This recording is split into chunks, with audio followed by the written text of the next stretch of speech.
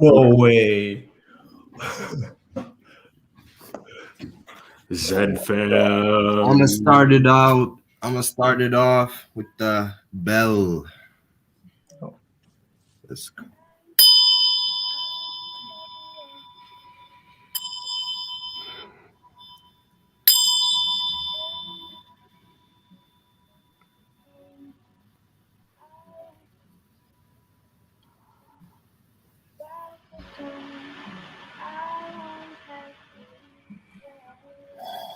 Mm-hmm.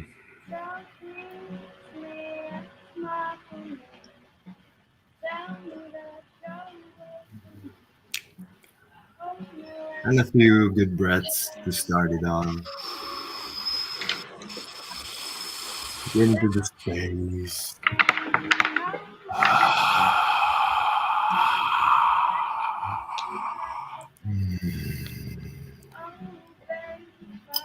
The already, always free and perfect.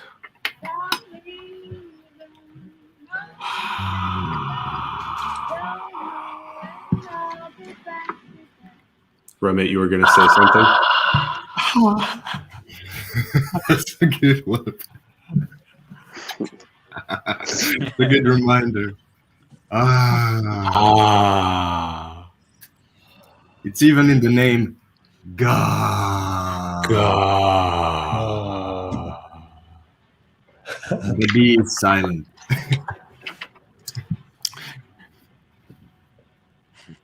Oh, whoa.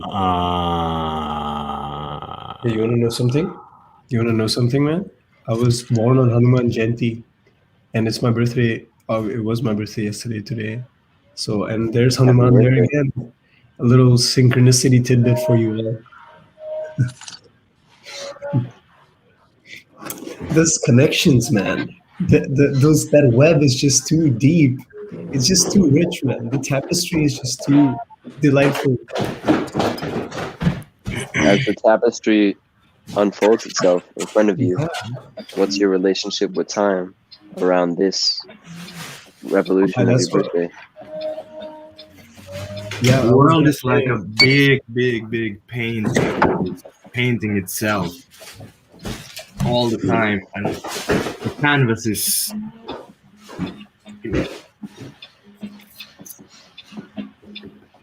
the canvas is just the canvas brings out the paint as much as the paint brings out the canvas.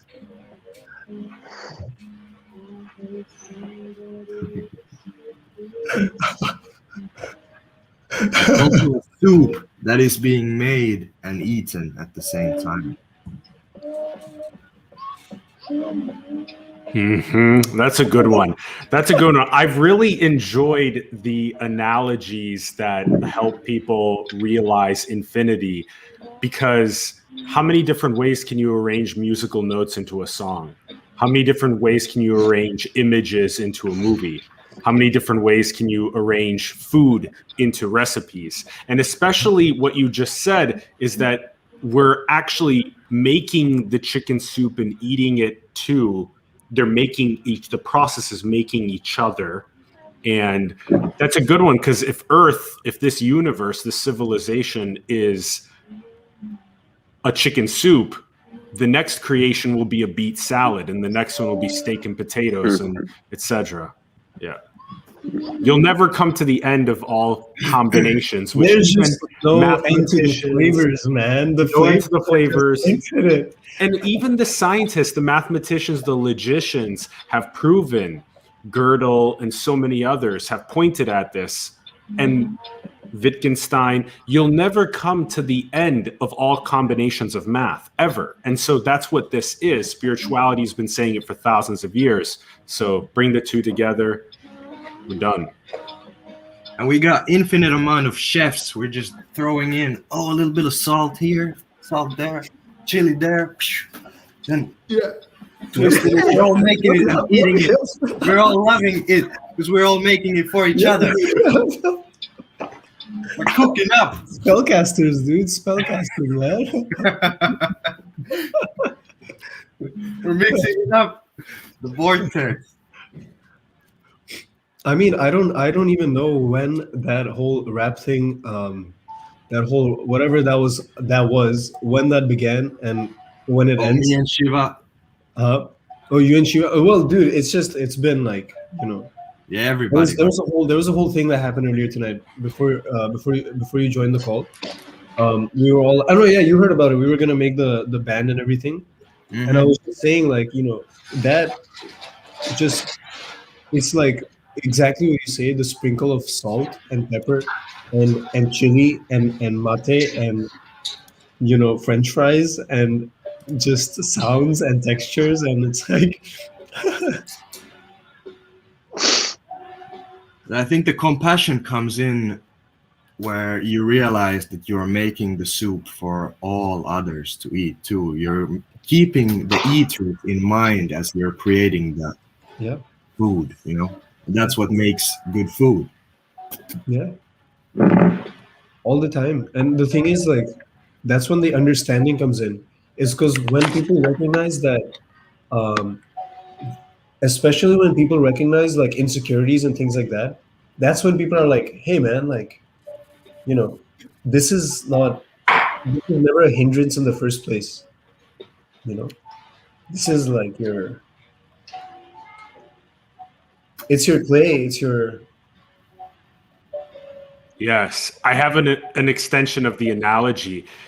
On episode 2 with Frank Yang, he's been perpetuating the Cosmic Octopus, right? Yeah. So the Cosmic Octopus is the one God self, the one witness, the one observer, the one seer, the one awareness, the all-inclusive awareness, and that each of us are adding the spices in the Cosmic Octopus chef that's cooking it cosmically, and we're these 8 billion tentacles that are both intaking the food as well as cooking the food. So yeah, paint. Yeah, it was kind of a little bit of an interesting synthesis.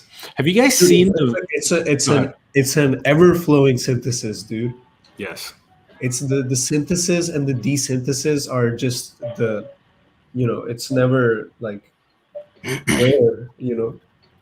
I kind of want to open up into that analogy. Because I don't feel like the octopus has a center or a body. It's just the tendrils. Yeah, it's just the tendrils. But the whole thing is the center at the same time. Yeah. Perfect.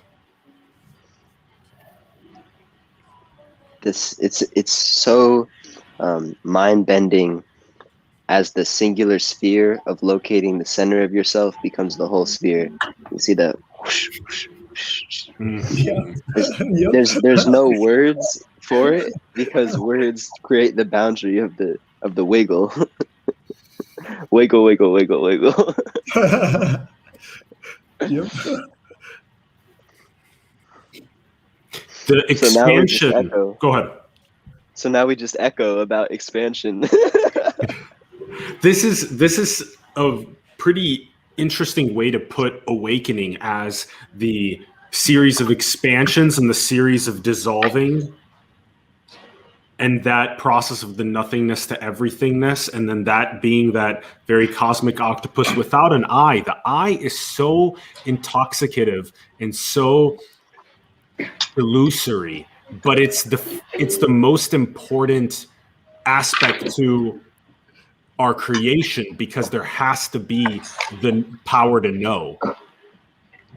So it's both the crown attribute and it's the crown assumption at the same time. Yes, bring that in, Brenden. Bring that in. The one who forgets, the one who remembers, the two sides of the infinity symbol for those that are just on audio. Love that one. And the ebb and flow between those states of remembering and forgetting. See, ignorance has it is in forgetting that the joy is renewed. Until you recognize that the remembering and the forgetting are also,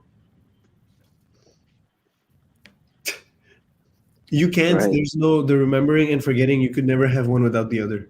It is in forgetting that the joy is renewed. Yep. There you go. That's when the laughter comes in. That's when the cosmic joke is like. That's when the universe is like, fucking hell, dude. I was dreaming this whole time. That's the feeling, like, Yeah. then you just laugh. Thanks for the comment. It is Quantum a vibe. Catalyst. Quantum Yeah, Catalyst is the name. Yeah, That's a sick name, yeah. I know. You know, this is interesting, is that dualistic concession is really important. That's why the Taijitsu that has both the monist and the yin yang within it is so critical, because it's both. There is nobody that asleepens and then awakens, I have and an yet image there for that. is. And so that's Zhao Dunyi had a fucking image for it 1,000 years ago that everybody forgot about, which is the Taijitsu. And so it's also plastered all over other cultural traditions. Can you pull that up? I don't know. I'll pull it up right now. Yeah. This is it.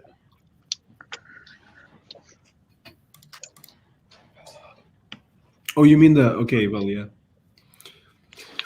But you see the key with the Taijitsu is that it is both the monist and it's the yin yang in one symbol, and the old school representation of it, this one over here on the left, the old school representation of it, it actually has more of an ascensionary component to it, a cyclic yet ascensionary, that they interplay at a more playful sort of, and this ties into the 8 trigrams and 8 aspects of nature. You would pull that up. To me, it feels like the helix. 8 it's trigrams. To me, it's the DNA, man. It's the helix. It's this. It's constant, the DNA. Yeah, it's the constant going up, going up, going up, going up. Can I also going down, going down? Can I show you guys an image that, like, I think correlates with this? Of course. Yes.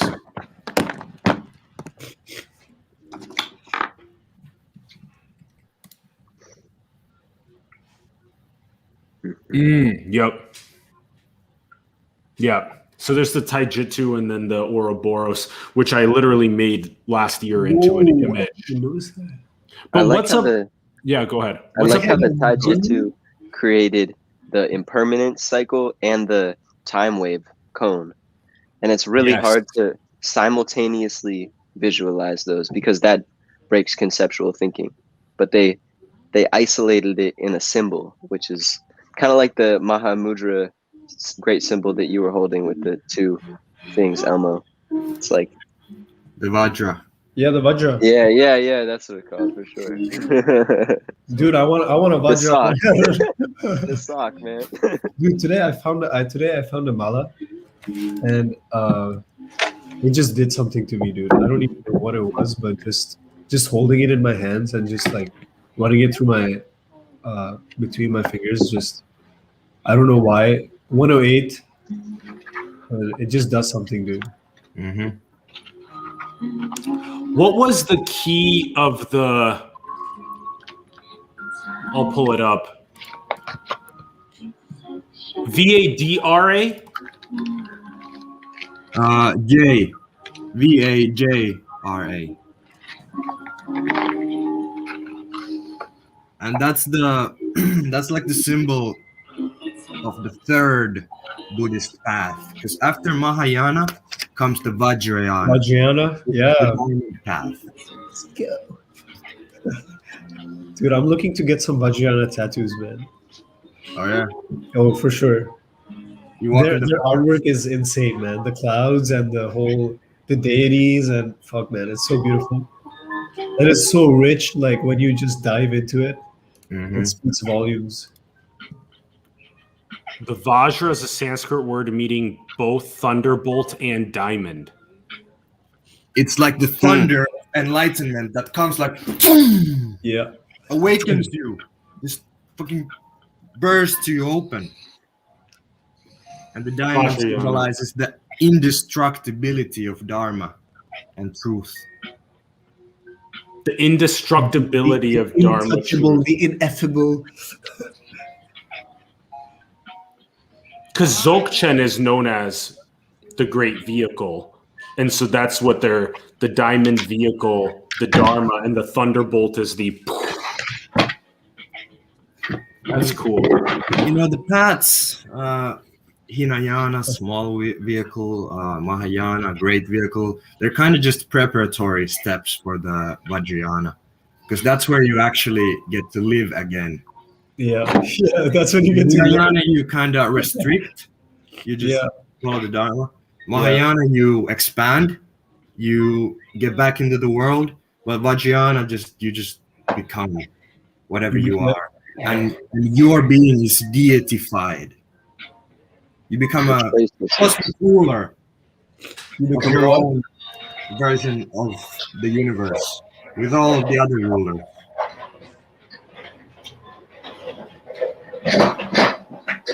So is the Great Dzogchen solution an attractor? Attractor. Yes. Yeah, it is.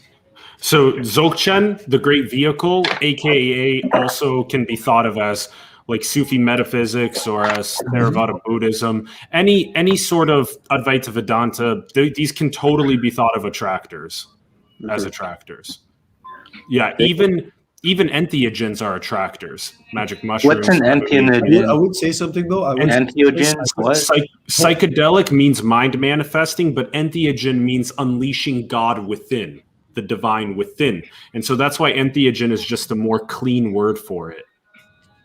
It's more precise. It's like precision, precision. Yeah. I dig that because there can be two ways of taking those substances. Just tripping and awakening with those. Yeah. The symbiotic relationship. Yes.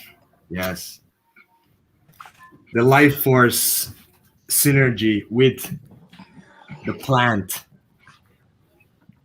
Your life force syncing with it, creating something new. Oh. Yeah. Nice. The helix, right?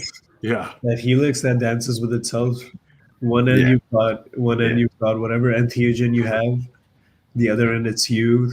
One end is God. The other end is you. And then it's only when the dancing. Yeah, but it's just one stick. Yeah, and then when the dancing begins, it recognizes just one little. Yo, weren't we just talking about that thing, Elmo? That lightning and the something?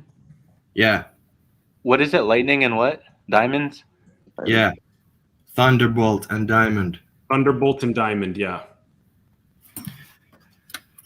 And then there's the bell, which the other symbol, and the bell and the Vajra symbolize. Elmo, those are charged up, bro. Wisdom, those are charged up items. I can see it. And skillful application. So you got wise action, enlightened activity.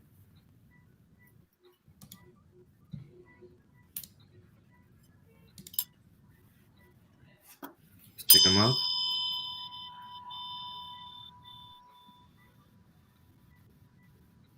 Yeah, give us a little bit on that again, on the Vajra.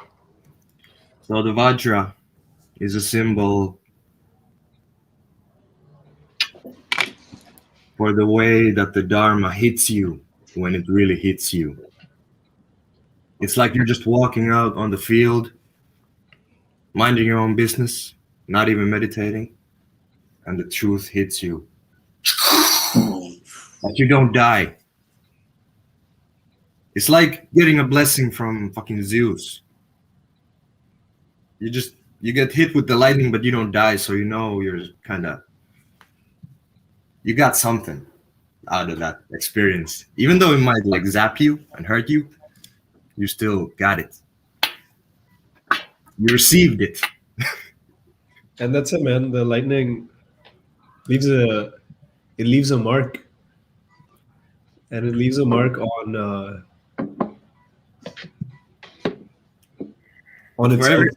for anybody who is working with energy, you know it can feel like a lightning coming from like within, going into all your cells, running. It's because it's electromagnetic, and the bell is the magnetic part.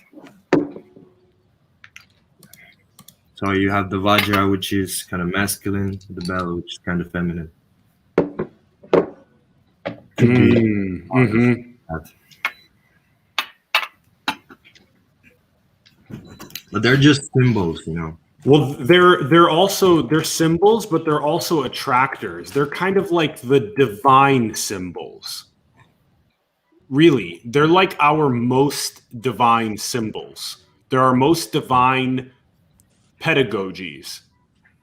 If you want to know how to turn inward and recognize nothingness and infinity, and even baby step yourself to awareness and then to this nothingness and infinity, if you want to know your true nature, you may as well, you're going to get gravitated. It's actually not possible for you to not become aware of Advaita Vedanta and Dzogchen and Theravada Buddhism, Sufi metaphysics.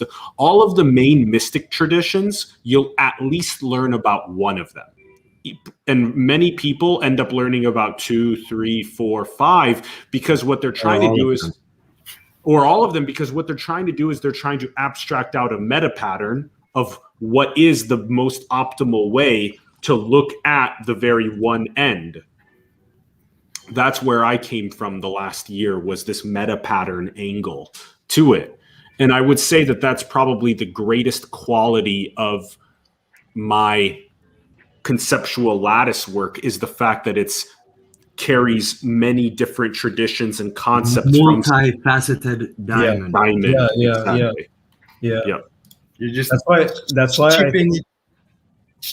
One here, one there. It's beautiful. It's a prism. Gets the light and it reflects it all. Realizing the located Godhead of the one end is realizing the toroidal field.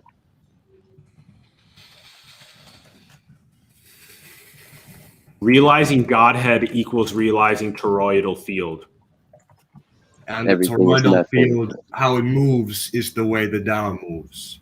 Oh yeah. In, out. At the same time, it's going in. Yeah. And it's going out. Yeah. And when it's going out, it's going in. Adam's apple. It's going in, it's going out. It's going out, it's going in. Yeah, And this in and is out. everything. That's why the greatest symbols are us, man and woman. Yeah. Why do you think We are the Vajrayana, why do you think Vajrayana was willing to make sex like part of the spiritual path? Like, and that's why I was gonna say earlier too, like I feel like Entheogens and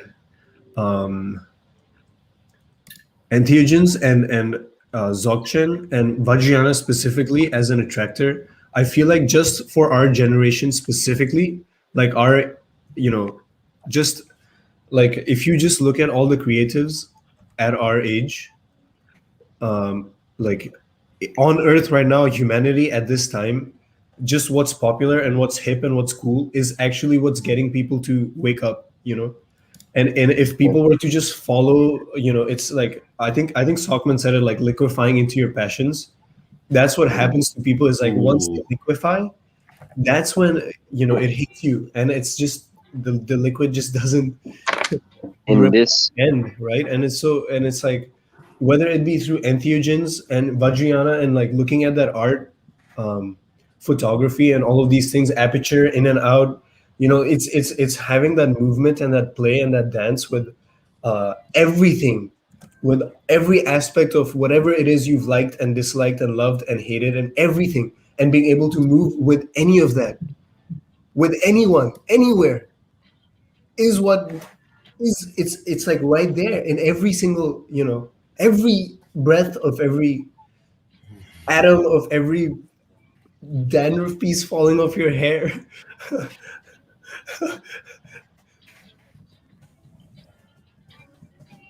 And even that into the soil and into the blade of grass with the sun reflecting off it, and where is that light? Is that light inside your eye? Is it the kaleidoscope inside that eyeball? Where is that light? the Is it on that ray, blade of grass? Is rays it of right here? Is photons it are out going there? Are we seeing it out to there? the Is black it hole here? of your eye. Whoosh. It's always just portal and something going in, whoosh, Yeah. coming out the other end. Yep. Black holes, white holes. Increasingly fractal and granular. Me and Gotcha having this conversation. One arm, 5 arms, fractal, zoom. This is what it is. This is what it is. Like a tree growing. Mm. And the roots are equally as. There we go. Yes. And welcome. We're back, Zenfam. Welcoming all Zen Buddhists and Vajrayana practitioners and infinite bras and atlases, and all Everybody. psychedelics and all Everybody. raptors everywhere, and all coronaviruses. Everything, everybody. Welcome. Elmo. Earlier, Elmo said that the fractal is moving in you and you're moving in the fractal. That was really visceral. That was immediate. This shit with VR would look crazy. Oh, dude. That's happening right now, bro. You are in the VR. Mushrooms in You have the VR? headset on, dude. This is what we're doing, is we're actually working on making the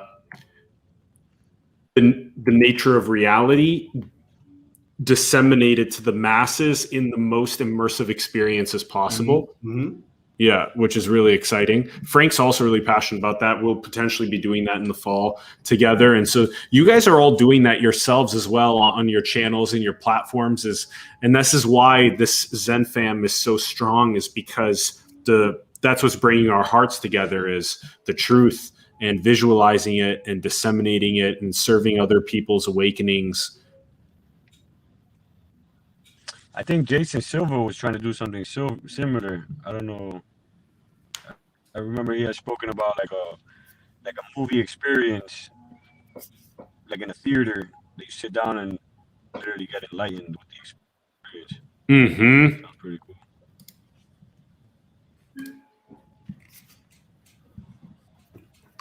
Yeah, and Shinjen Yang, I think he was working on like some thing you could put on your head and it would give you the correct brain waves. Yeah. That it would emulate the state of samadhi, because it is just brain waves. That's what I was gonna say, is that the reason that that these things work, and the reason, like I would I was on this SFDC call once, and and we were reading some Mahayana Sutra, and just this conversation just started, and it just kept going and going and going. And I recognized that, the reason in Buddhism they have like the three jewels, the Buddha, the Dharma, the Sangha. These are just words, but what they represent is it's having that. It's because of the fractalization. It's because of that liquefying, and it's because of that echo that those 3 jewels are 3 jewels. It's like your most treasured. It's the the trinity of. It's the North Star. Yeah. For me, it's the 3 characteristics, anatta, anicca, and dukkha, are the reflections of the 3 jewels. Oh. So you got the no self. The reflection of that is Buddha, the universal self. Yeah. You got the Dharma, which could be the. Okay, so to me, Dharma is Buddha. Satisfactoriness. The Dharma is perfect. So that is the balancing side of the suffering, samsara and nirvana. And then there's the, I don't know which reflects which, but you get it. It's the Star of David again. And the impermanence is like the impermanence is like the knot that ties that suffering and no self together. Impermanence is like, it's like the the wake up call, you know, impermanence and seeing like water. Like the axis of the two. Yeah, yeah. It's only because of impermanence that you can have, you know. But to have movement of the two, you must have the hub of the wheel. To have movement, you must have a hub. And that's the balancing point. That's like where there is no masculine, no feminine, just the movement of the two. Even getting people to that, go for it. And You coming guys are into, crushing it. yeah, coming into that balancing point, no matter how lost you are, you can always find your way back into it, because that is the centerless center. And Yes. we all know the direction and the path there. That's our shared heart. Yeah. So that's the place where we actually meet, not through our thoughts, and Yeah. that's where we meet. Yeah. Yep. It's the source, right? It's like it's the source. It's just that Shinzen diagram of just this little thing in here, and it's just space and time just going around it. Yeah. And he's like, oh, just abide in the unborn. Mm. Abide in the unborn, and you know, it's unborn. Is it this one? Yeah, that's it. That's it. Mm-hmm. Wow. Activity of the source. Dude, Perfect. I have to say, man, I think Shinzen, the only reason he got so deep into his meditations, it has to be because of all the weed he used to smoke, dude. It has to be, dude. Who is Shinzen? Is that scary guy? Who's Shinzen? Can you pull up a picture? Yeah, Shinzen Young is this guy. I think I know him. Oh, yo, that's the dude, man. I know that dude. He is amazing. Dude, he's awesome, dude. He's so... I don't know him well. Grounded. Such grounded Dharma. Yeah, yeah. It's like he, you know, it's like he's standing on that heap of jewels. But he's not above you. He's so Yeah, exactly. so Exactly. normal. He's Yeah. so Dude, I was so lucky. Like I got to talk with him just for like a short duration. You did? Yeah, and just like it was insane, man. I told him like, hey, look, this is where I'm at right now in my practice. Like I don't have, you know, I have no clue what the fuck is going on, and I'm like, you know, it just feels like all parts flying loose, but at the same time they're not. It's like I know where I am, but I don't know where I am at the same time, and blah blah blah. And then he's like. And then I described it to him, and all I said was, you know, I keep recognizing that as soon as I hear something, it's known before I even move there, and so I don't have to move there. And I and I just told him, he's like, yeah. I was like, you know, what now? And he just bursts out laughing. He's like, what now? That's the question to be answered, is what now? And that's the thing, like to me it's like the character is you know, like Frank has said it, Hanjo has said it so many times. I think everybody has experienced it after having had some sort of like either a life-changing trip or just a really deep samadhi, where as soon as you come out of it you're like, fuck, what happens now? And it's, I think for me personally, like Vajrayana and all of that, and embracing the outer experience is where the character and the align in that atlas. yeah, is that's where talking they about. meet. That's where they Align meet. into the activity of the source. Yep. Yeah. Align in your activity. Your with activity of the source. perfection. Yeah. And after enlightenment, the dishes. All right, let me hit some tennis balls. So what you can say the activity of the source is it's the GPS callback functionality inward towards the black hole, and it's the fireworking endlessly outward as unique expressions. And so we've refined this human vehicle, over creations to be able to create the style of Leela that actually happens as a bunch of love light. And so it took a long time to get this neurobiology. Oh, for sure. Yeah. And so then what happens is most people go out as fireworks first, because honestly, the attractor to go outward is really strong, because going inward, you end at the same place every time. It's a different way in, but it ends at the same place. But outward is different every time. That's why people love going outward so much, because it's different every single time. And so there's endless fireworking that's eternally different form and different creativity, because we are the inexhaustible creativity. But the activity of source outward, people are more attracted to, which is why there's so much self-actualization and self-development and self-help literature and psychological focus on that, versus the inward. The inward is critical with the activity of the source, because every time somebody tries to firework outward, they get intoxicated by Maya. And so they end up they go for their firework, but they're doing it to try and extract peace and happiness from the creation. But you'll never get it from the creation. You'll always have the watch or the car or the experience, the relationship, whatever it is, will never fully satisfy. The only way to fully satisfy is to become aware that the nature of the observer itself is peace and happiness.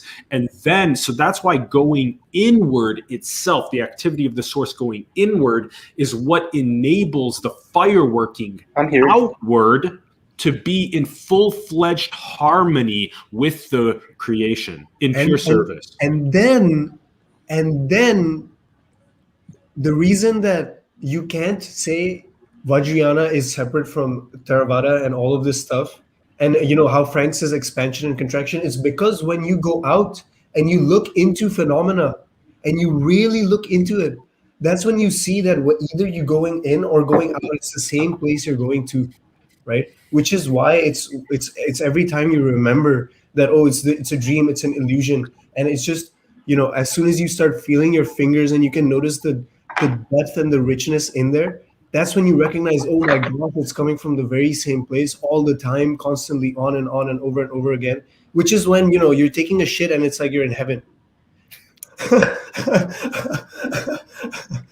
But this, so there's more to this point that's really interesting. Actually, it has to do with the image that we didn't get to talk about too much that showed up, which is the immersed Klein bottles as well. So, you know, Felix Klein, and again, mathematicians and geometricians and scientists have for the longest time, Mobius stripping or MC Escher with art, have been trying to point us in this direction that spirituality has also been pointing to for the longest time, which is the infinite. Go ahead. Yeah. Can I intercept? Shout out to Dr. Veslin Junik, Mobius strip disseminator. Veslin Junik. Simon Fraser University. How do I spell it? Veslin Junik. Veslin? SFU. Simon Fraser University. Junik? Veslin Junik. VESLIN? Here, I'm not sure exactly, but I'll find it and tell you. Okay, yeah, send it to me. And in the meanwhile, this stuff is mission critical for visualizing the nature as well. If you get the taste that the nature is like I got this, it. It's JUNGIC. Veslin, JUNGIC. JUNJIC. And dude, this is so critical. Like I'm sorry, while you're searching this up, you know, this conversation is so critical, especially at that point. In the private chat. Send it in the private chat. Oh. Yeah. So go ahead. This like just this whole thing I said about like the micro phenomenology, and at the same time, you know, being able to expand and contract. Like Frank puts it amazingly, where he says, you know, step 1, contract, step 2, expand, step 3, be able to do both, step 4, be able to do that while you're drinking milk. Or trying to, you know, and it's like to me, it's like my experience with this when I first had it was I was walking on campus, and it was like, I think to me enlightenment is like controlled psychosis in a lot of ways. That's what it is. and so it's like, and you recognize like your sanity is a privilege as well. Like your sanity is not something, like it's also a creation just like anything else. And to be able to connect is a very important, it's one of those skillful means type of things. And so For me, sanity is the basic, Yes, Yeah. that's Veso. the Yep. base. Yep, We're yeah, all Located. sane exactly. and self-illuminating. Like Mhm. the Yeah, nature of mind is sane, yeah. but And it can so twist itself into a not think it's insane, but it's still sane. it's still sane, yeah. And that's the thing, like I was on campus and I was like, just I didn't understand it at all, and my thought process was just completely broken. And I recognized like whatever I was thinking, it was true in the moment as it was going on, but I was drawing connections that were just so like unseen, unthinkable, that I was like, okay, this is not, I don't even know what's going on. Like, is this solipsism? Is this non-duality? Where's the what, And, and so I'm walking around campus and I'm just sitting there and I started looking at these rocks, and I sat at this bench. I hadn't done anything whatsoever, like no drugs, nothing. I'm just sitting there. Okay. And it was after I had had some sort of like glimpse. And I'm just sitting at the bench and just the sunlight and everything. And I'm like, okay, I'm just gonna not go to my class right now and just see where these trains of thoughts go. And I just noticed moment by moment, like how, depending on what it was that I was recognizing and depending on the connections I was drawing for myself or for others, it was visceral in the moment what I saw, where the shadows went on their face. If I saw beauty on their face, that's what they saw in themselves too. If I saw divinity on their face, they saw divinity on themselves too. And they came from divinity. It wasn't like I put it on them. It was the very fact that they themselves just had the place to bring it out. And it's not like I did it, right? It's just I was open, just whatever I was doing, it just happened. And it was in that I recognized, just looking back on it, is that people have this all the time when they people have this all the time when they're just like, um, look at a blade of grass and you just dig deeper and deeper and deeper into it, and you just see those neurons, and where like the neurons, like the hair on your I head. am the grass. Yeah, the hair on the head, the grass on the floor, the carpet on the sock on your foot, the cap on your head, the beard on your chin. It's all coming. ecstasy. It's all ecstasy. For those that are subtle enough to detect that it's all ecstasy, which is why step 1 and step 2, you really got to be vigilant with not falling into the crevices of psychosis and then stabilizing as a normie, and then disseminating and further catalyzing awakening. And as you do that, the sort of ecstasy will fill your every single experience. The entire creation is in itself ecstasy. It is that, yet the universal background, omnipresent undercurrent of ecstasy can't be heard for those with a noisy mind. That was all of our first step. It's everyone's first step. You have to quiet the mind. Man, it's the recognition that the noise isn't even noise. That's the point. Can you post the quote I posted? I think that's perfect for this. Put it in the private chat, and I then did. I did. You did. Yeah, that's a perfect. I love that quote. The moment noise becomes noise, it is just. It's also ejaculated. It's ejaculated instead of injaculated. I feel what you're saying. Like the undercurrent, the first thought of love is the granular warmth, ecstasy that Atlas is talking about.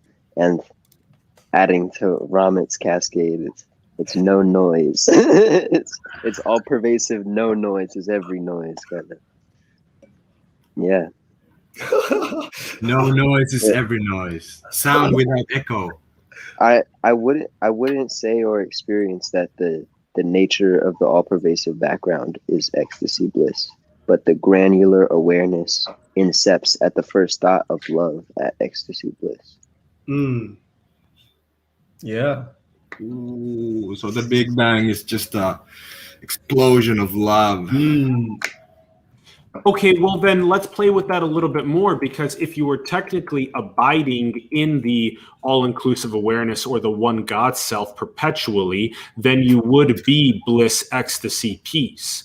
But because you still, and I still, and all of us still undergo a process of course correcting to that realignment with the pure love light, that way we don't, because everything that we talk about regarding, oh, it's not the undercurrent, it's because we get attached to some sort of a thought cloud that appears or a layer of conditioning. I have lack right now. I'm feeling a need that needs to be validated by other fireworks, or else I can't be happy or peaceful. But if we abide perpetually, repeatedly, nonstop, until it becomes 100% home, which is Satchidananda, then that's when that's why it's a perpetual process. It's not a one and done, boom, done. It's like, oh, well, I get it. And now there's an abiding process and it deepens over time. And that's beautiful. But once you get it, you can't lose it.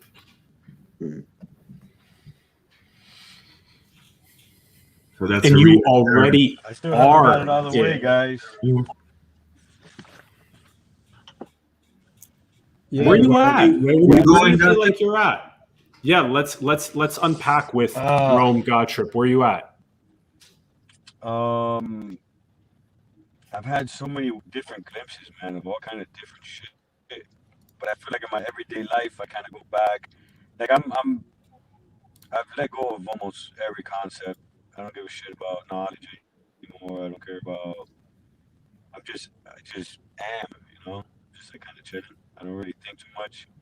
And I went from like 2 months ago, I was just a crazy fucking thinker all day long. What's the next step? What's the key? What's the cheat code? What is the ultimate, you know, piece of knowledge? Now I've realized it's fucking insane to even search for that shit. Like, it's just stupid. But so I just been chilling. But I yesterday I was aware of awareness. I was very aware of like just bodily sensations and thoughts and everything. Mind, period. It's completely separate from what I am.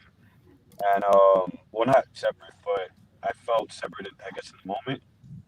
But I guess I didn't get the explosion. I still haven't had the explosion, but I have had very weird glimpses, I guess. I'm feeling one with everything, very compassionate. Like no anger. I don't get angry for anything anymore, really. Fuck yeah. But that's where I've been. I haven't had the moment, and I know I'm chasing it, and I'm chasing it still, even without any other thoughts. That is like my only thought now. It's just enlightenment, and that's why I've been just listening to you guys, trying to catch patterns still, like my old thought process, and then I kind of like escaped and I God trip, and then I come back. So I still haven't gotten it all the way though.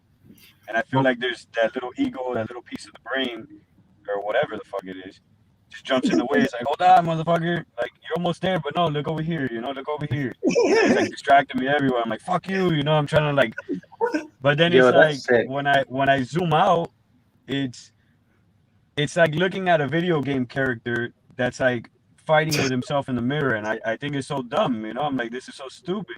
Yeah, what you said in the chat, bro.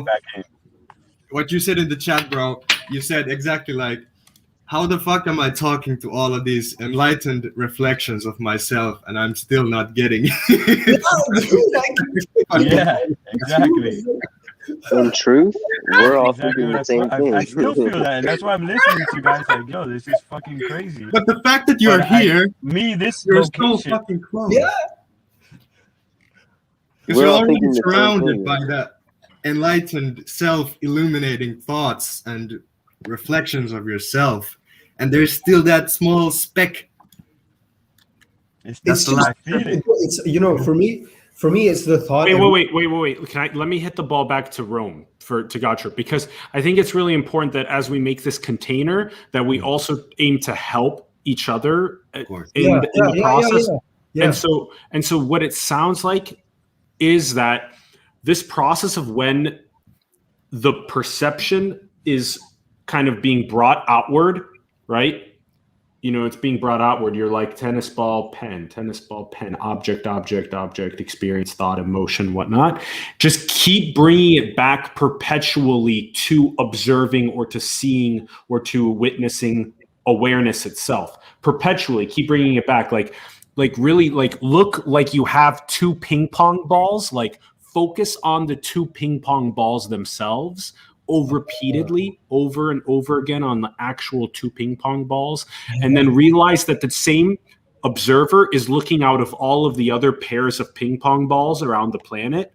That's a shared thread coming from every single one of those observers. And so then there's like an all-inclusive awareness that you can tap into more and more. And then if you recognize that one all-inclusive awareness is even just like, when you go to dream at night and you like enter your dream and you simulate out the observer and the reality for the observer, that is exactly what we are as source that simulates the awareness, that all-inclusive awareness and the reality for it to immerse itself into. So kind of like go back in your perception over and over and over again until you get to the source of the all-inclusive awareness. And so then you hit that very nothingness and you hit the very everythingness, and then just kind of just navigate that abiding process. But to have that style of like a roadmap has been, for when I hit the ball back for people, has been good. Just hone in again on the very fact that you're aware and that awareness is shared among us all, and that you are the source of the awareness. Yeah. And to me, like color helps a lot. Depending on how you like, just how your brain is wired. But literally, like just looking at black, you look at black and instantly you can just recognize like, oh, there it is. Oh, boop. Or each time you blink, it's like, oh, look, oh, there it is. Oh. It's where it's coming from, it's where it's going to, and it's just recognizing that like every moment, all the time. And black is just, just because black, it's like you just see it, just it's beyond black. It's the reason you look at like you see black, and then it's because you go beyond it, and then you see the light on it, and it's like it's hitting you. And so to be able to go in and out and to go back and forth and to go left and right and any of that is like happening inside almost this dark room. It's right here. It's right here. Oh, there you go. The black. Yeah, there you go. It's just the screen itself. Yeah. Before it gets modulated. Yeah. So just like that. So the very screen itself, we all have the same pure, bare, empty nothingness, right? And then the awareness itself is like, oh, look at Atlas's. What he is. Atlas, I got something that's going to blow your mind. What happens? Actually, go ask the question. Ask the question first, then we'll go to Brenden. Ask the question. I'll be back. Okay, cool. So what happens to me is I got to the feeling of just awareness, right? I've got in there, and then I'm like, whoa, this is crazy. This is like I'm nothing type shit, I guess. But then it's like the mind kicks in. It's like, all right, what is awareness? What is, and I've also had the feeling of everything being awareness. And then I start questioning, okay, then how come a tree doesn't think like I do or whatnot? I start thinking these crazy thoughts, and then it brings me back, and there's I guess it's the thought of black as well, so that little thought just keeps putting me back in, man. I don't know. You're an investigator. There's moments that it feels dumb. It feels so dumb. Can I say something? Wait, Nate was going to respond. Oh, yeah, go for it. Yeah. Okay. I feel like the way that me and you respond to this situation of life is very, very similar in the way where I'm an investigator too. And the threshold that broke me between absorption, not absorption, was just in the deep state of meditation. I am awareness, realizing my body is the subject for my mind, and my mind is the subject for my body, and neither of them can be found in either realm. So as you realize, like Krishnamurti said, the observer is the observed. The spiral tightens, and through that investigative technique, it can break through the threshold, which Atlas is talking about on the other side of just reminding yourself of I am. May I So intersect? we can talk about that more, Godship, but I feel like that's a technique that would be useful for you, man. It is. That's a good one. May I hold the talking stick? Wait, can I say one more thing? Of course, Brendan. Wait, Yeah, Brendan, but let Ramit go first. Yeah, because we're hitting Rome's point, and to help along his journey. And this is also just like along the same G-spot. point. It's like you know, it is literally like the infinity sign. You know, it is because like he's saying, like the body mind, that duality. For me, that's I think what hit it the most. And I noticed it like because growing up I used to dance a lot, and even right now like I'm doing kines, but I'm noticing like okay, body work and like walking on grass or breathing and like spending time in the sun and these kinds of things, like and just noticing the difference between, you know, if I can see the sun on my eyelids, how does that affect my whatever, my mind, and then where do my eyes go after that? You know, because of this happening, where do my eyes go after that? And so it's like, you know, is it because of the sun being on my eyelids that I looked in that direction? You know, is it because of somebody in here who wanted to look there? And by doing this, you know, it is inquiry at the same time, but you're investigating, like Nate said, it's like investigating moment by moment all the time. When you just have some time, you're just chilling out and you're like, you know, who's running the ship and from where? Yeah, none of us have experienced the aha moment because no one can experience it because it's attributeless. So we're in the same boat, man. And I feel like I know all of that logically. You know, like logically. I know that. You see it. You see it. I felt it before and shit logically.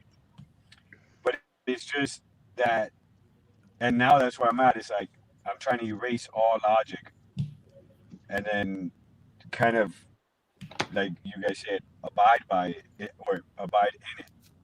Dude, that's why I'm saying logic is not separate from it.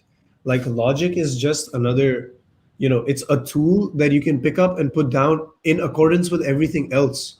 You know, like I'm using words like accordance, and I'm saying, you know, and you can think of the music, the musical instrument accordion, and we're talking about logic. You recognize, you know, you recognize like these kinds of things, these kinds of ideas about a left brain, right brain, a masculine, feminine. These things aren't, you know, it was never like a dance art. It's because of recognizing that fluidity, but also the structure, but also the chaos, but also the orderliness. And it's in seeing that all the time, you know, recognizing like when you fall, even that's choreographed. And it's choreographed because you'll contract. It's when you fall, you'll notice the contraction and you'll recognize like, oh my gosh, I became so tight and so small. You're in that not moment. falling anywhere. Yeah, exactly. And if anything, if as soon as you fall, just let it go. It's gone. Can I Yeah, go. intersect now? Yes. So remember you had the phone, right? And what were you saying speaking on the phone? The black screen? Yeah, the very nothingness that then the awareness is experiencing the very first. That's why you have a different phone screen background. Each one of us does, right? So this is the very nothingness and the very first. There it is. Yeah, Elmo. See, there you go. Look at all these different backgrounds, right? And you can there's infinite possibilities for modulation, right? So Check you out can this one. Yep. Okay, yeah, so on that topic, check this out. Look in Saraswati's hand. Wait, let me put you on the main screen. Hold on. All right. Where do you want us to look on the Her hand? A croissant. Oh no, that's an Ouroboros. Right, no, right here. Right Where? here. What is that? You see that? Is that a phone? Yes. Oh my gosh! What? What the fuck? What? Dude, that's awesome, dude. That's insane, dude. This is what I mean, man. This is what I mean by breaking boundaries, dude. Why does Saraswati need a phone? Saraswati likes to phone her homies. But man, even calling others is a plagiarization of telepathy. Mm-hmm. As All the boundaries technology- dissolve. Oh, Dude, yeah. All even- technology is plagiarization. Even the thought to consciousness. call somebody is telepathy. AI is the technological copy of awakened mind. We We are are moving the toward the AI. clairvoyant side. Go for Like, it. how do we? Nate, how what- do- you- okay. So sound. Go. This is always tripping me out. This has nothing to do with like, but sound. So my vocal cords are creating a frequency, a vibration coming out, and somebody outside of my car can't hear me. In time space, they're literally 2 feet away and they won't hear me. But you guys are on other sides of the whole entire universe, and my vibration from my vocal cords in this place in space time is going into you guys' ears, and you guys are perceiving it. How the fuck? Isn't that like some fucking whoever created this shit isn't enlightened? You know, is it fucking how? How's this all happening? We created this. Man. The fuck is going on? But there goes my mind. I'm just like, fuck. Yeah. And you just cannot find the beginning. For me, that's also one of the things. Is like, where is the beginning? Where does it begin? Beginningless. Endless. Yeah. That question is an easy one to get stuck on. It happened for me for a couple of months. And then you let go of it, and then you're like, oh my God, that was so easy. It's just you can't, because you can always ask that question any moment. Like, think of it this way: like, you find yourself in a situation that's shitty, and you're like, "Fuck, man, I'm just having a horrible day." You can ask yourself, "When did this begin? When will it end?" Who is having a horrible day? There you go. That's really the best question. The best question is who am I, or what is I? And if you ask that question repeatedly to yourself, that's like Osho said it was the most revolutionary act. And in the reference universe. to the now. Who now? And then it creates that. Ooh, that's good. Yeah. Who am I in this here now? Now. Yeah. And then you see the whole field How- of sensations. My screen, my bottle, it's all reflecting myself back to me. There's a question for each of us, and it is, how can we be present to our loved ones? How do you answer that? That's a beautiful question, man. Yeah. You I'm don't present answer, with my loved ones you right now. become present You for are your loved present to your loved Yeah. ones. That's yeah, it. it's just already perfection. So Yeah. just be present with them and for whatever they share, because if you're empty bliss, you're a mirror. And so what's happening is they're going to say something, and then what you do is you just hold that beautiful love, light, sun, enlightenment energy. And then what you do is you just and then it's just the ineffable, it just flows right out of emptiness, is the love and the compassion and the peace. But then if the whole thing with this is a really interesting balancing thing is if you become too martyrdom or overzealous with love, what happens is you learn through the sledgehammer of suffering how to create distance with wisdom. There's so many people, like when it's said, how do I, love my family, or how do I love my friends, or how do I, how do I weave Tantra, my realizations, awaken realizations, is that you learn how to be wise as well, which is, hey, maybe you stop pursuing what is no longer in your North Star trajectory. If this is a lower trajectory, you drop that trajectory and you only pick up the phone when you feel like it's more around either service or for more awakened people or whatnot. So if somebody still in a more egoic tendency that's always trying to project and always has need or lack or whatever, don't pick up, don't meet with them, drop the connections. It's still, Yep, that's Can it. I go next? Can I go on this? Go, I got go. a really good job. So Atlas, you were talking about meeting people, just being on a blissed out walk and telling them like, isn't being just beautiful? And that's the space you want to hold for everybody, because in that space you realize that we are all in it. We're all just marinating in fucking source. And it's not like being overzealous with love is thinking that some others are separate and you're trying to bring them to the flock and you're trying to be a shepherd for them. That's the Jesus syndrome.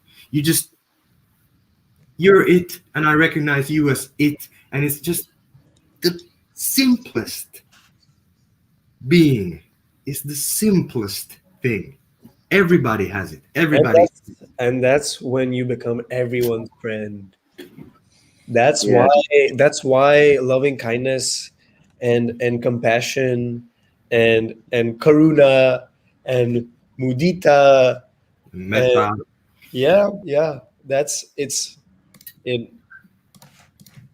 you hold it for everything. Every sensation, you can hold it in the palm of loving kindness or in the palm of mudita. Sound, even an energetic jerk could be held in that. And as soon as you hold it in that, as soon as you let go of it, you know you've let go of it in a way that could never harm neither you or not you, or Because you're not passing it on like that. You're just you're allowing it to sink into you. It's because of that gentle hand, you're allowing it to dissolve into where it needs to go, rather than to continue just, And you're not trying to destroy it either. That's why you don't attack the kleshas or his mind. This is, you work with it. You don't attack it. You work with it. Yeah. It's all workable. You can refine it because it's part of being human. Dude, the you just don't let you could be those wild horses. You don't like let them run wild, but you tame them, and you don't beat them, but you love them and tame them, and then you ride them. Ride them. You lose the constant seeking. Because I realized that the other day too. Just kind of being mindful that the mind is just constantly seeking. It never ends. It just seeks and seeks. And it just needs to, it's like it needs something to like narrate of some sort. And I kind of separated from that as well. And I realized I was so stupid too. But then I guess I'm in a place that I'm trying, like you said, trying to beat the horse. I'm trying to beat the ego, beat the mind, separate from it, and it's the complete opposite of what I'm supposed to be doing. Love it. Over time, what I've noticed is that even though the more restless seeking impulse dissipates, then there's a very calm and loving refining impulse. So it's almost like, why do we have this conversation? Because we're all refining each other and we're sharing in service to others as well. And so it's more about, okay, well, even if you get it, there's still, as we said, also an abiding and purifying process. You can begin sort of very subtly detecting when you're coming from your egoic conditioning versus when you're coming from God's love light. And so when you're sourceful, when you're coming from source, you can feel it. It's a different resonance than when you come from a layer of lack or need or validation, that type of stuff. So there's a constant refining process that also happens, purifying. To me, I kind of feel that. Can you pull up that link? That's Oh, a good in the chat. right now. I hear the word. Guys, do you guys ever feel like very, very, very old? Old and young at the same time. Yeah, it's I the old. sent this because it related to what Rome was talking It's because about. what you are is older than the Buddha.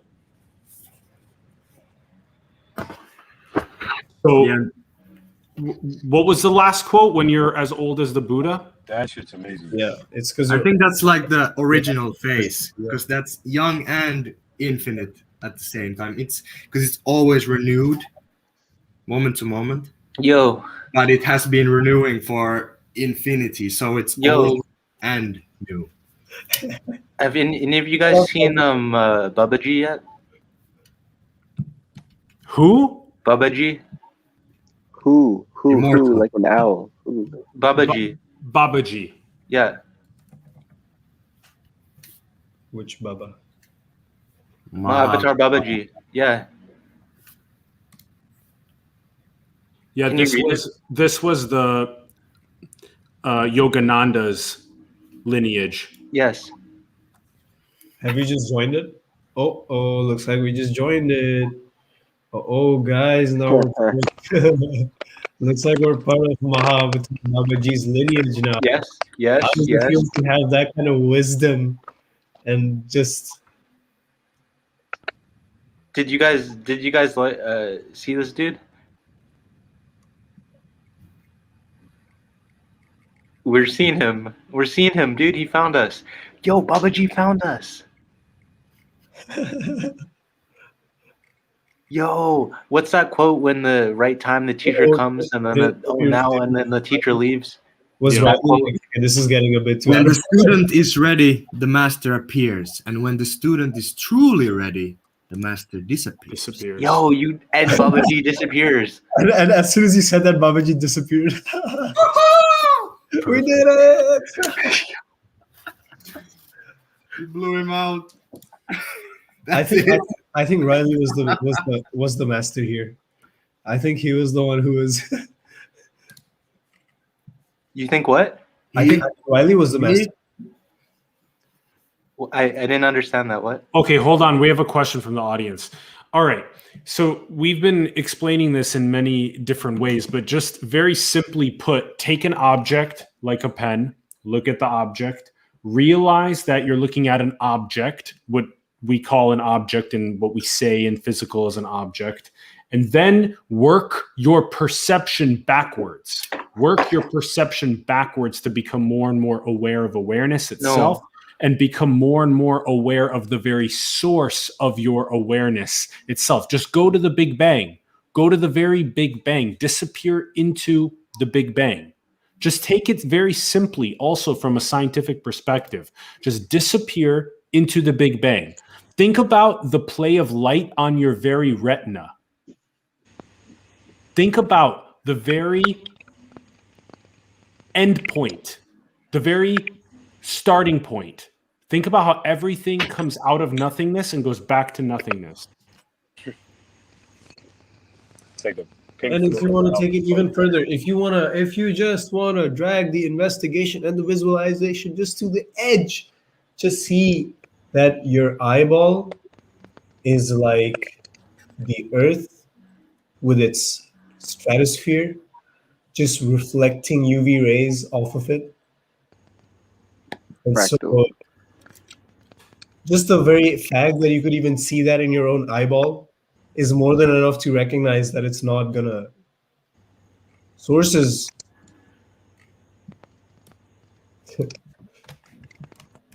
Check out that quote. I'm posting it right now. It's a really good one. It's one of them. I think also came from. This one is from Saint Francis of Saint Francis of Assisi. Yeah. The one you are looking for is the one who is looking. Become more and more aware that you are looking for awareness. The nature of awareness is peace and joy. And you're trying to extract it by getting an object. Once I get that new upgraded phone, then I'll be happy. No. the nature of your awareness itself is peace and happiness.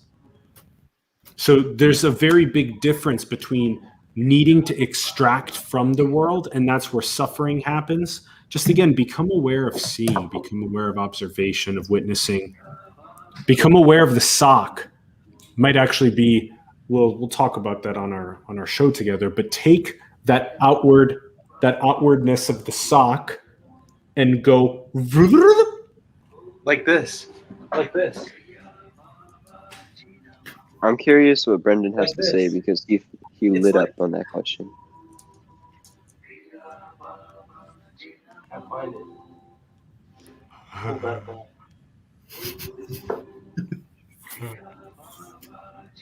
Today I was leaving the front seat of my car, and and as I was leaving, I left the car, and then I just said to my mom, "Oh, and I didn't know, like I just lost where the car was above me, and so I just knew where my body was, and I kind of just sucked myself out of it, and I just remember telling my mom that was literally like pulling a sock off." Yep. Or when you enter a room or you jump into something, or try doing a front roll, just do a front roll. You just get on the grass and just do a front roll, and you'll see like, whoa, dude, that's it. Let's take a front row, huh? Yeah. Do a But front are we roll. answering the question still? How to get to the source? For me, it's always been the realization of no separation, because we see space, which is air, as separation. Like there is air between me and the laptop. There's air between me and Atlas. But in a way, Infinite body. we are connected by the air, because whatever I breathe ends up in all of your lungs. And that spirit that lives in us all. And it's the same thing, but it's nourishing different things, different growths. So that's how we are inseparable from nature. And also, great visualization for me is go back into the energy from which you were created. There you go. Go back into the moment where you were created, when you were conceived. Go back into the love that created you, that still lives as you. Go into the love of your mother and father and bask in it. Gut intuition.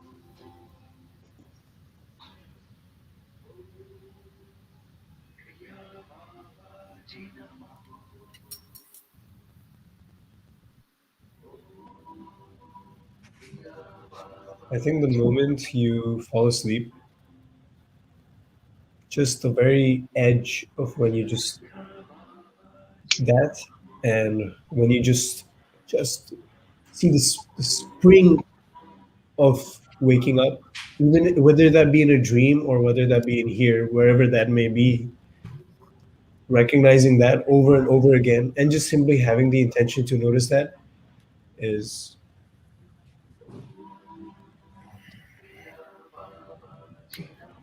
Falling asleep is a great technique to recognize source. Maintaining awareness. while falling asleep. Yeah. Yeah. And you learn how to concentrate better too, I think, because you can in a sense learn to like put to sleep everything else other than what you need to be awake, and in doing that, single pointedness is so much easier. Resonating at the self-existent luminosity infusing of the threshold point in between wake and sleep. Once we recognize that threshold, we can zoom in to the impermanence of every rising phenomenon down to immediacy.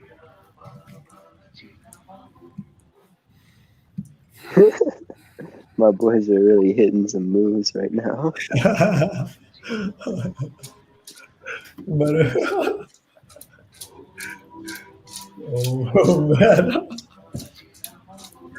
Everybody watching right now, become a part of the It's movement. time.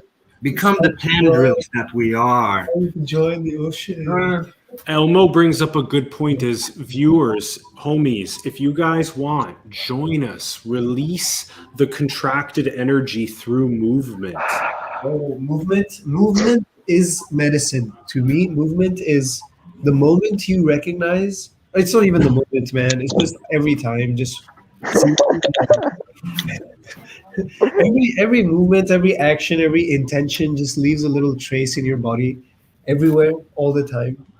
And so, just seeing that and recognizing it and allowing it to do its little dance around your spine and around your neck and around your shoulder, your trap, and all the way down, all the way up. It's yoga.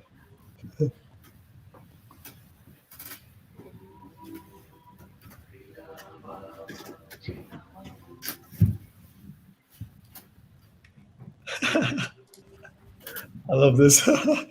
Octopus brain.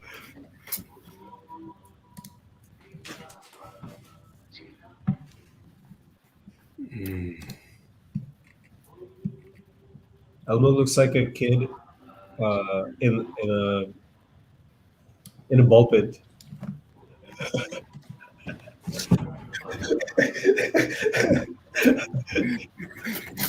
That would be like swimming in there. Like, Yeah.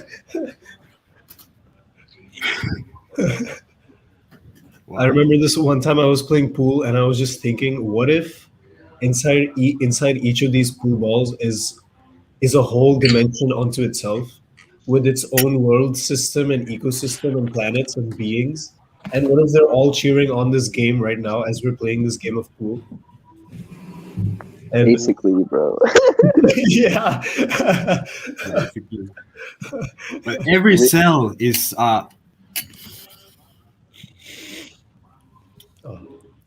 portal into its own. Oh, hey, let's answer this. Yeah, quick question from the audience. So I love that question. Yeah. So first of all, everything's already ineffably perfect. And so we've become addicted to, in a sense, our conditioning and our egoic twists and distortions and nonsense.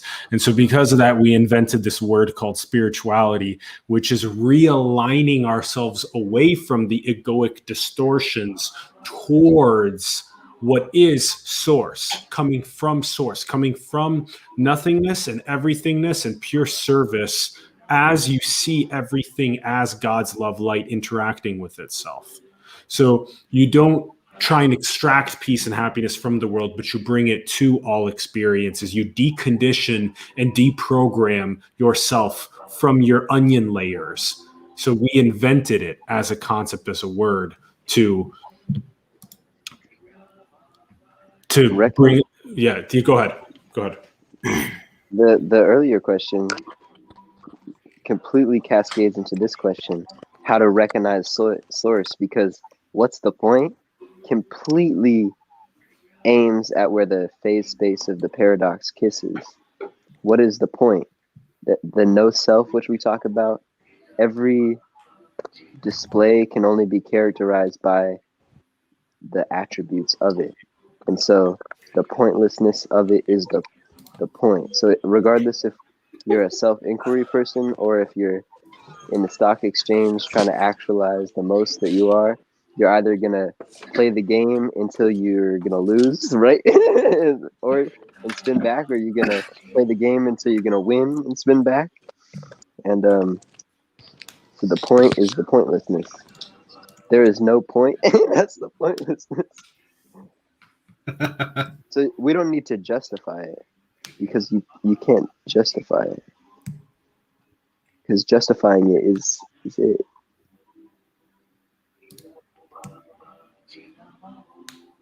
That's right. No malevolence, no suffering when people awaken.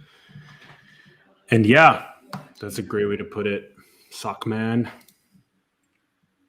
Great way to put it. What's the point, bro? I mean, that's why depression really cascades into it. So what's the point? There's the effortlessness of it. And freedom from nihilism.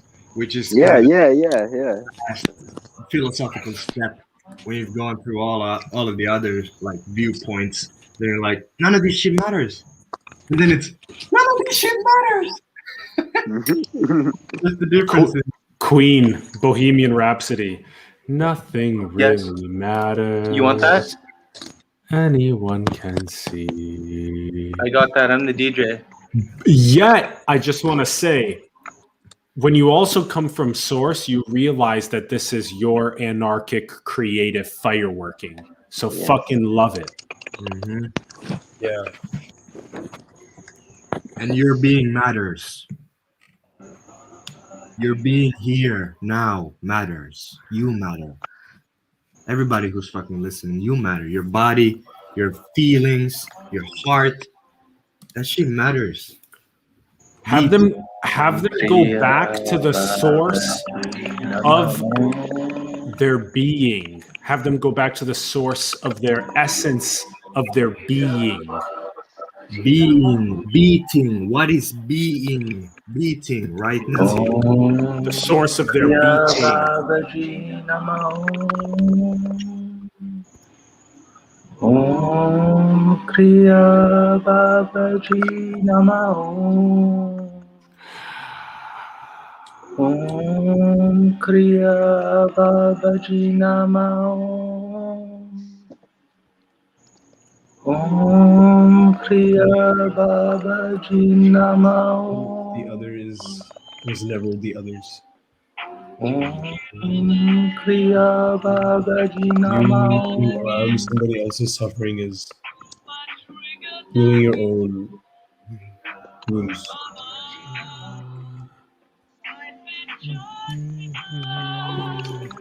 This is another great question. You gotta link to that. Yes, the suffering of the apparent person matters, which is why once you awaken Buddha, the awakened one, you weave that together with Atlas, the one that takes the burden of becoming in pure service. You do the bodhisattva instead of abiding constantly in nothingness. What you do is you refocus physically to awaken, to maximize prosperity and abundance, because it's you that's suffering in another costume. Yeah.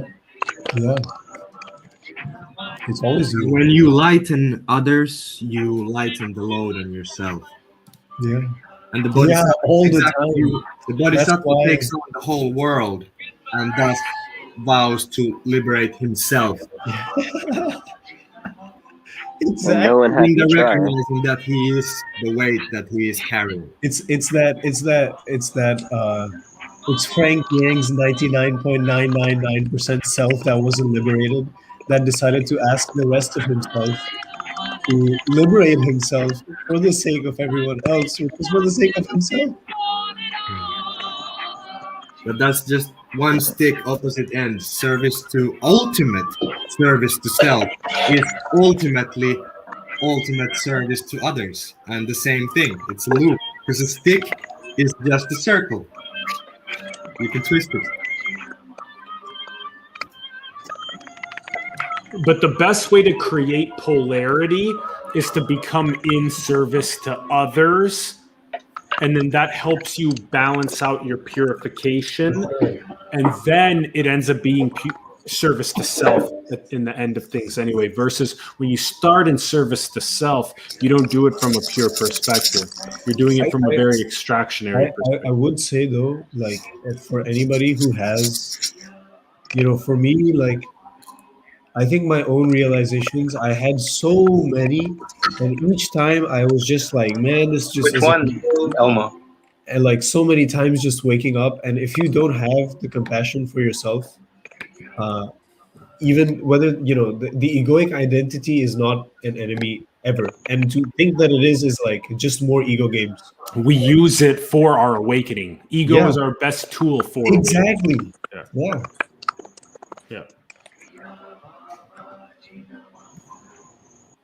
All right, I'm going to wrap with this, of course.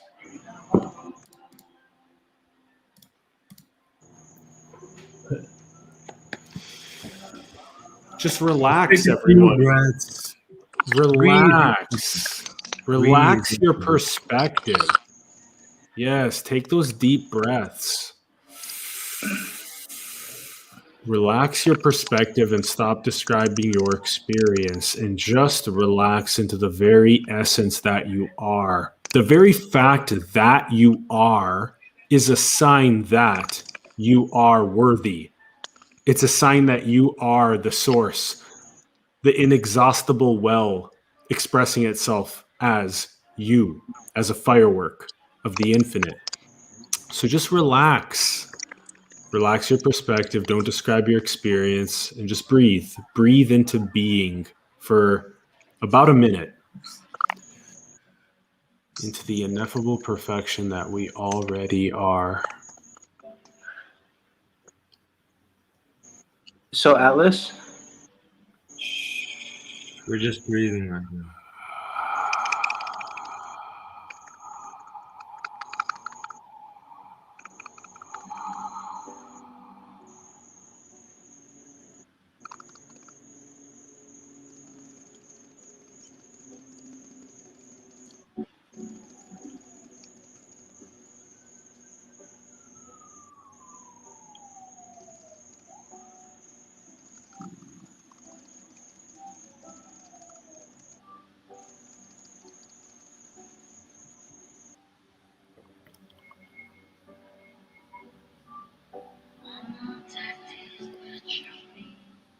Your very existence right now is perfect.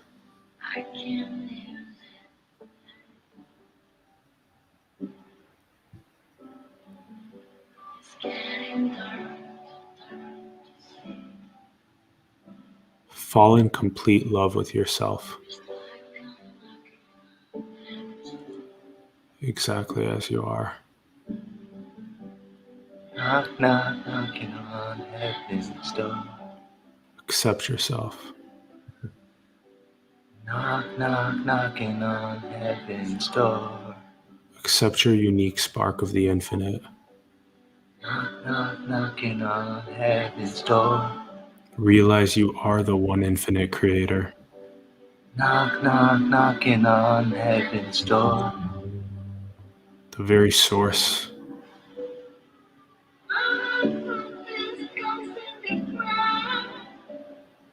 Infinite possibility.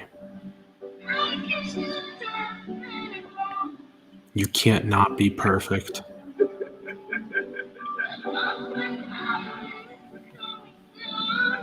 So relax and surrender.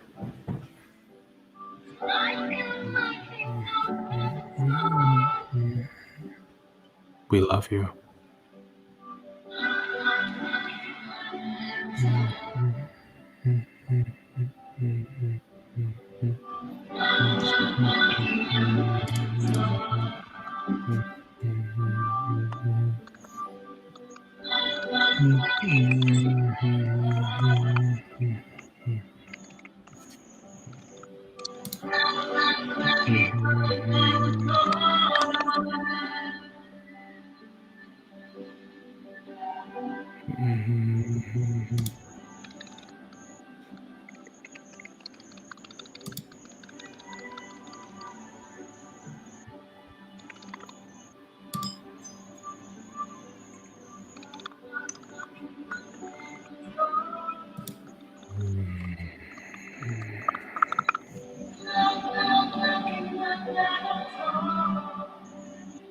All right.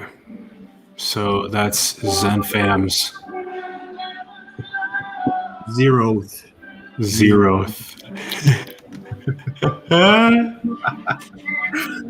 Let me end it with some bell action. Perfect. Love you guys. Adore you.